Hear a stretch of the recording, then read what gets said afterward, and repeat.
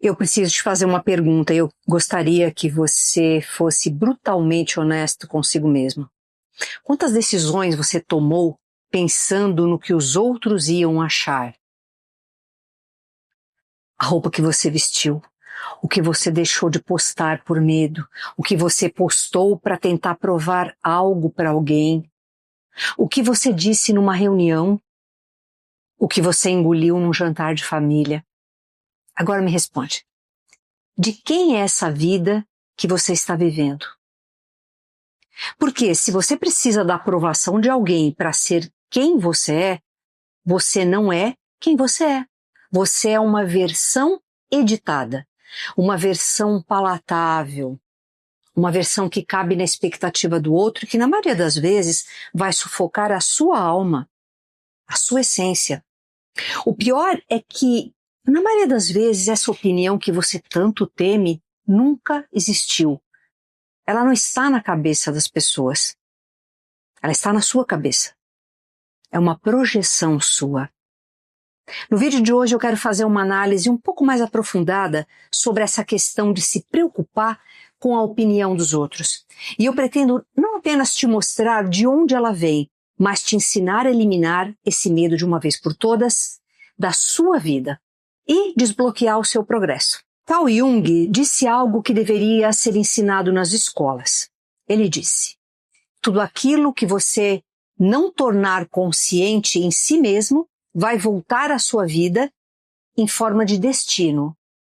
Mais ou menos isso. E é exatamente isso que acontece quando você vive preso à opinião dos outros. Você não está respondendo ao mundo real, você está respondendo a uma sombra interna sua. Um tribunal mental que foi montado provavelmente lá na sua infância e que foi alimentado ao longo do tempo, mas que na verdade sequer existe. Como eu disse, é uma barreira puramente mental. Quando você era criança, existia um adulto, um pai, uma mãe, podia ser um professor também, um cuidador, e esse outro era o seu universo. Você dependia dessa pessoa para sobreviver. E o que essa pessoa mostrava a pensar sobre você era, naquele momento, uma questão de vida ou morte emocional. Se ela franzia a testa, você aprendia: eu fiz algo errado. Se ela se afastava, você aprendia: eu não sou digno de amor. Se ela comparava você com outra criança, você aprendia: eu preciso ser diferente do que eu sou para ser aceito. Essas não são memórias, ok? São programações. São circuitos neurais que se formaram antes dos seus 7 anos e que operam até hoje no piloto automático. O medo que você sente hoje da opinião dos outros é um medo da sua criança interior ferida, que ainda acredita que será abandonada se não agradar. Quando alguém te olha de um jeito estranho e você passa o dia inteiro ali ruminando, não é o olhar da pessoa que te perturbou. É muitas vezes o olhar de desaprovação da sua mãe. É a voz do seu pai dizendo que você não era bom o suficiente, ou a sua professora que te humilhou na frente da turma. Você não está reagindo ao presente, você está reagindo a uma memória emocional que ficou congelada no tempo. E o mais engraçado da coisa é que muitas vezes aquela pessoa que te olhou feio nem estava pensando em você. Ela estava pensando no trânsito, na conta de luz, no almoço, qualquer coisa. Mas a sua criança interior, essa criança que carrega a ferida da rejeição, ela projeta nos outros aquilo que ela mesma acredita sobre si. É um comportamento arquetípico. Eles vão me achar ridículo. Não. Você se acha ridículo e projeta isso no olhar dos outros. Aí eles vão me julgar. Não, você se julga e assume que os outros fazem o mesmo. Eles não vão me aceitar. Não, você não se aceita e interpreta o mundo a partir dessa não aceitação. Jung chamava isso de projeção da sombra. E é um dos mecanismos psicológicos mais poderosos que existem, porque ele opera completamente abaixo do nível da consciência. E quando isso acontece, nós, seres humanos, não percebemos que nós estamos projetando. Nós juramos que é real, que os outros estão realmente nos julgando. Mas, na verdade, é só a nossa dor interna vestida com o rosto de outras pessoas. Jung descreveu um dos arquétipos mais importantes da nossa psique, que é a persona. A persona é a nossa máscara social.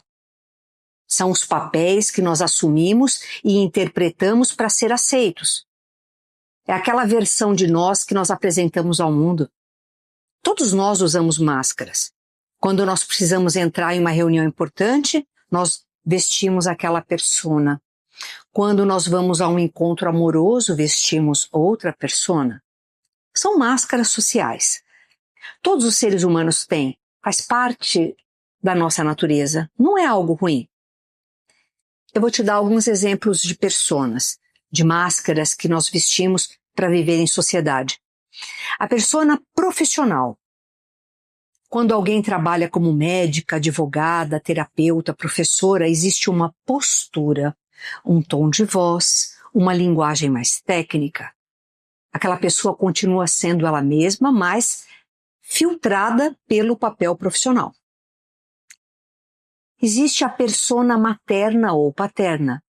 Quem é pai ou mãe ativa uma versão mais firme, mais didática ou acolhedora. Às vezes está cansado por dentro, mas sustenta uma postura segura para a criança. Existe a persona pública, alguém que grava vídeos, dá palestras ou aparece nas redes. Então essa pessoa ativa uma versão mais comunicativa, mais segura, mais expansiva, mesmo que na vida privada ela seja mais introspectiva. Temos também a persona social. Com amigos, nós somos mais espontâneos, nós usamos gírias, contamos histórias engraçadas. É diferente da versão que nós mostramos para um cliente ou para a família do parceiro, por exemplo, né? Aí vem a persona de liderança. Quando alguém precisa conduzir uma equipe, tomar decisões difíceis, resolver conflitos. Então, ela ativa uma postura mais firme, mais estratégica, mesmo que internamente essa pessoa esteja insegura. Temos a persona diplomática. Em situações delicadas, como, por exemplo, resolver um problema, negociar alguma coisa, lidar com um conflito, nós vestimos uma máscara mais neutra, ponderada, racional, né, para poder gerenciar todo aquele conflito. Existe a persona romântica. No início de um relacionamento, naturalmente nós mostramos um lado mais encantador, mais sedutor e atento. Temos ainda a persona espiritual. Quando alguém está num ambiente mais reflexivo ou religioso, ela ativa uma postura mais contemplativa, silenciosa e até mesmo respeitosa. E por aí vai. A persona é uma interface entre o eu interior e o mundo externo. Ela organiza a nossa energia social. E o problema não é ter máscaras, porque isso todo mundo tem, como eu já falei. O problema é quando a pessoa se identifica 100% com uma máscara e esquece quem ela é de verdade. Ou quando ela precisa sustentar uma persona que não corresponde minimamente à sua essência. A persona saudável é flexível. Ela se adapta, mas não sufoca a sua essência. O único problema é quando você tenta usar uma máscara que destoa de quem você realmente é só para agradar outras pessoas ou para evitar que seja julgado. E a questão vai mais fundo ainda. Quando nós usamos uma máscara por tempo demais, ela gruda. E podemos acabar esquecendo quem está por baixo. Toda pessoa que vive em função da opinião alheia está presa no arquétipo da persona. Ela se tornou a máscara. Ela não consegue mais ser ela mesma. Ela não sabe mais quem é sem a validação do outro. E isso tem um custo muito alto, que é a morte do seu propósito. Pode perceber, quando se está muito preocupado com o julgamento alheio, o real propósito da vida da pessoa parece muito longe. Porque propósito não se estabelece em um terreno onde existe medo, principalmente medo de julgamento. Olha, cada um de nós veio ao mundo com uma configuração única. Na linguagem arquetípica, cada pessoa carrega uma combinação de forças internas, que aqui nós chamamos de arquétipos, que é o que define a sua essência, os seus talentos, a sua missão. É como um código original, uma assinatura da alma. Mas quando você molda a sua vida com base na opinião dos outros, você não está seguindo o seu código. Você está tentando seguir o código dos outros. Você está vivendo um propósito emprestado, uma vida de segunda mão. E sabe o que acontece com alguém que vive uma vida de segunda mão? Frustração crônica. Porque não importa o quanto você conquiste, se você não está alinhado com quem você é de verdade, a conquista é vazia. Aí a pessoa acaba, sem saber por quê, sentindo uma exaustão profunda, cansaço, a falta de energia, porque manter uma máscara 24 horas por dia gasta uma energia absurda. Afinal, você não está vivendo, está atuando, representando, e nenhum ator aguenta palco o tempo todo. Um outro sintoma importante é que a pessoa começa a ter raiva das mesmas pessoas das quais ela busca ou buscou aprovação. Porque, no fundo, ela sabe que abriu mão de si mesmo por elas, e elas nem pediram isso. Vamos ser honestos. Na maioria dos casos, ninguém pediu para você ser diferente do que você é. Você decidiu sozinho o que precisava ser. Aquela criança ferida tomou essa decisão e o adulto nunca revisou esse contrato. E eu quero te propor um exercício agora. Uma técnica prática. Pense na última vez que você mudou de comportamento por medo do que alguém ia pensar. Agora me responde. A outra pessoa realmente expressou essa expectativa? Ou você assumiu que ela tinha essa expectativa? Olha, em 90% dos casos, é a segunda opção. Você está lutando contra fantasmas. Você está se moldando a uma opinião que nunca foi verbalizada, porque ela não existe no outro. Ela existe em você. Agora eu preciso te falar algo que quase ninguém conecta e que é talvez a parte mais importante desse vídeo. Viver com base na opinião dos outros é um dos maiores atratores de inveja que existem. E eu vou te dizer por quê. Quando você vive para fora, quando a sua bússola é o olhar do outro e não a sua verdade interna, você entra numa frequência energética de dependência e comparação. Você se coloca, de uma forma inconsciente, numa vitrine. E vitrine atraem duas coisas. Ou uma admiração superficial, ou uma inveja profunda. Pensa comigo. A pessoa que vive tentando mostrar que está bem, que é bem-sucedida, que tem a vida perfeita, essa pessoa está emitindo um sinal constante de olhem para mim. E esse sinal é um convite aberto para o olhar destrutivo de quem está numa frequência baixa. A inveja é uma energia de destruição e ela se alimenta da fachada. Ela se alimenta da aparência de quem vive de imagem. Agora observe, a pessoa que vive a sua verdade, que faz o que precisa fazer, que segue o seu próprio caminho, independente da plateia, essa pessoa se torna blindada contra a inveja. Não porque ninguém a inveje, mas porque ela não dá combustível para isso. Tem uma diferença enorme entre ser visto e se exibir. Quem é autêntico é visto naturalmente, porque a autenticidade ela tem um poder magnético. Mas quem vive para a opinião dos outros, ela está se exibindo. E a exibição é uma armadilha, porque ela atrai exatamente o tipo de energia que pode te destruir. Na perspectiva da psicologia junguiana, a inveja é uma manifestação da sombra coletiva. E quando você desperta a sombra dos outros por viver na superfície, você se torna alvo. Agora, quando você vive na profundidade, na essência, na verdade, você transcende esse campo de batalha. E tem mais. Quando você vive tentando agradar, você também se torna invejoso, porque está constantemente olhando para o outro para medir o seu próprio valor. Você vira prisioneiro de um jogo de espelhos onde todo mundo se compara com todo mundo e ninguém está vivendo de verdade. Existe uma equação que eu quero deixar gravada na sua mente. Ter a opinião dos outros como bússola é igual a uma vida baseada em aparência, que é igual à atração de inveja, que é igual à destruição do seu campo energético. Tá, agora que você entendeu a doença, vamos falar da cura. Jung chamava esse processo de individuação, o caminho de volta para si mesmo, o processo de tirar as máscaras, de integrar a sombra, acolher a criança ferida e finalmente viver a partir do centro de si mesmo e não do que está do lado externo.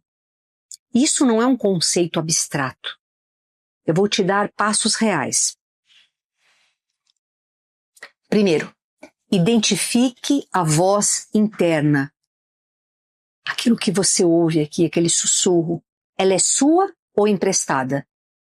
Da próxima vez que você sentir medo do julgamento, pare, congele aquele momento e se pergunte, de quem é essa voz? Se você ouve, vão me achar ridículo? Investigue. Quem te achou ridículo pela primeira vez? Onde você aprendeu que ser espontâneo era perigoso? Quando você decidiu que precisava de permissão para existir? A voz que te julga não é sua, é uma voz introjetada, plantada na sua mente por alguém que tinha as próprias feridas e projetou em você. A voz da intuição é sempre amorosa e em direção ao crescimento.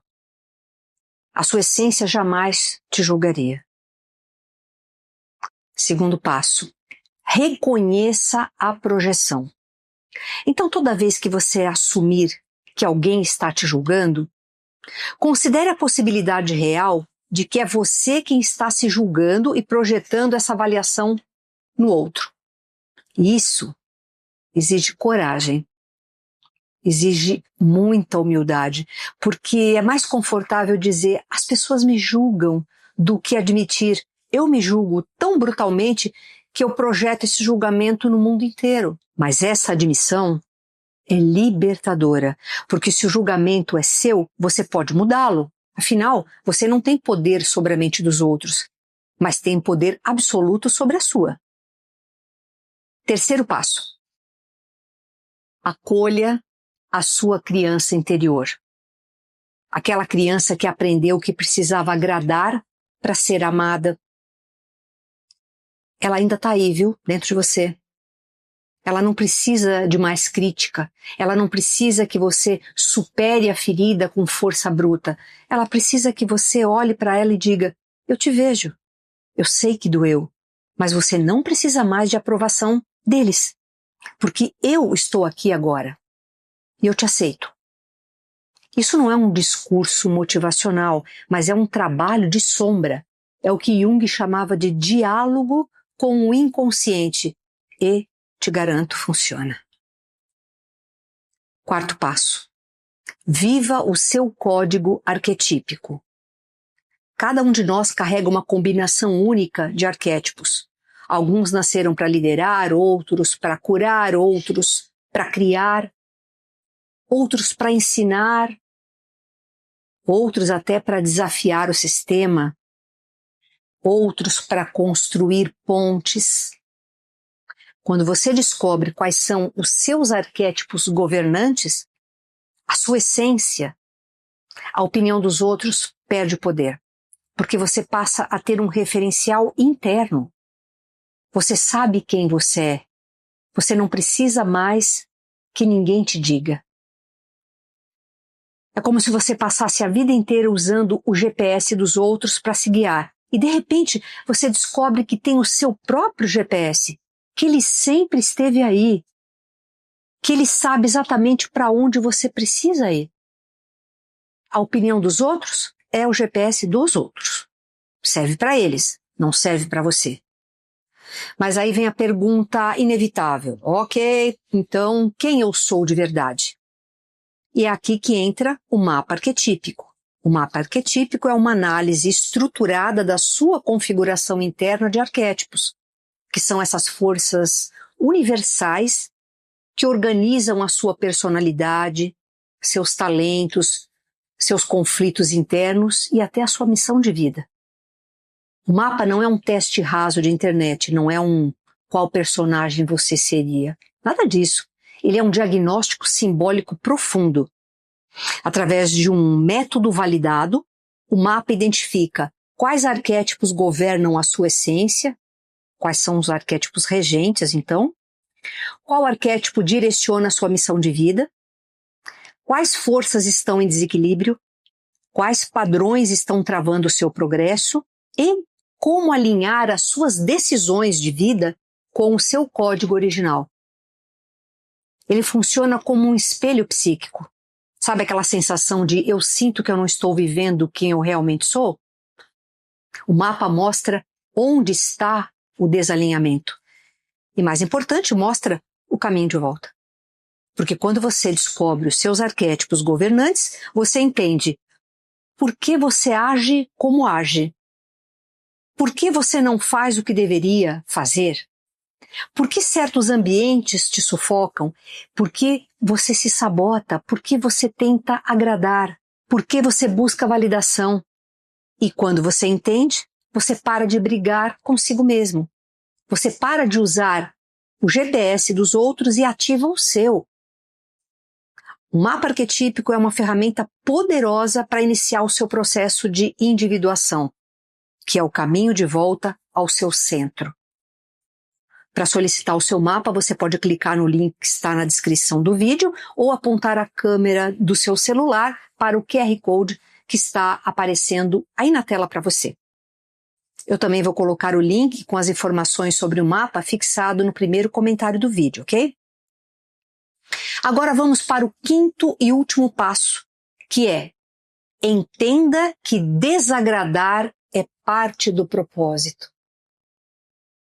Se você está agradando todo mundo, você não está vivendo o seu propósito. Sinto lhe dizer. Todo arquétipo transformador incomoda. O rebelde incomoda porque questiona. O mestre incomoda porque confronta a ignorância. O curador incomoda porque revela a ferida. O revolucionário incomoda porque destrói o que precisa ser destruído. Se você não está incomodando ninguém, você não está sendo ninguém. A opinião contrária dos outros não é prova de que você está errado. Muitas vezes é prova de que você está tão certo que está mexendo com o que o outro não quer olhar dentro de si. Eu quero encerrar esse vídeo com algo que eu aprendi depois de anos estudando arquétipos. E eu quero encerrar esse vídeo com algo que eu aprendi depois de anos estudando arquétipos, psicologia profunda e a natureza humana. Existe uma frequência, uma vibração, que só se ativa quando você para de fingir. Quando você para de editar quem você é. Quando você aceita suas sombras, os seus defeitos, suas estranhezas, os seus dons que o mundo disse que não tinham valor. Nessa frequência, você para de atrair inveja e começa a atrair as pessoas certas. Nessa frequência, você para de perseguir aprovação e começa a manifestar propósito. Nessa frequência, você para de ter medo de julgamento e começa a inspirar outros a fazerem o mesmo. A maior rebelião que você pode fazer nesse mundo não é gritar contra o sistema, é ter a coragem de ser você mesmo quando todo mundo espera que você seja outra coisa. E sabe o que é mais bonito? Quando você se liberta da opinião dos outros, você liberta os outros da prisão de tentar te agradar também. A autenticidade, ela é contagiosa. Ela dá permissão. Então eu te pergunto de novo, agora com consciência, de quem é essa vida que você está vivendo? Se não é sua, hoje é o dia de tomar ela de volta. Se esse vídeo mexeu com você, compartilhe no WhatsApp com 3 pessoas que você sabe que precisam ouvir isso. Também deixe o seu like, porque quando você faz isso, o algoritmo do YouTube leva essa mensagem para alguém que precisa ouvir exatamente isso hoje. E comenta aqui embaixo o que mais te impactou nesse vídeo. Eu leio todos os comentários, ok? Se inscreva no canal se você quer continuar essa jornada de autoconhecimento. E se você quer descobrir quais são os seus arquétipos governantes, o seu código interno, eu posso te ajudar com isso através do mapa arquetípico. O link, então, está na descrição, nos comentários e no QR Code que está aí na sua tela. Te vejo no próximo vídeo e lembra, a opinião mais importante sobre você é a sua. Abraços fraternos.